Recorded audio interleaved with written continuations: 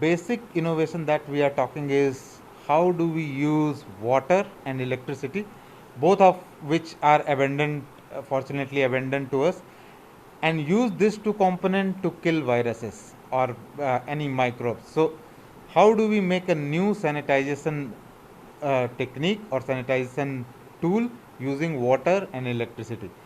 So my major innovation is in converting this water into water droplets and then giving electricity in a such a way, or passing it through electric field in such a way that this water contains or takes up charges and generates a reactive oxygen species. This oxygen oxidative species can be hydroxyl ion, hydroxyl radical, oxygen radical, and these radicals are very potent as oxidizing agent.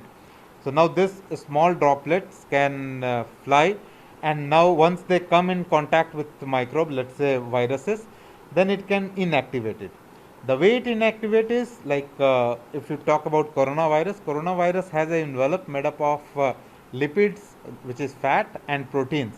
Now these water droplets, once it comes in contact, this oxidative species comes in contact with this structure, and they oxidize this structure into simpler form, which means the coat has been broken, and once the coat or the envelope is broken, virus gets inactivated.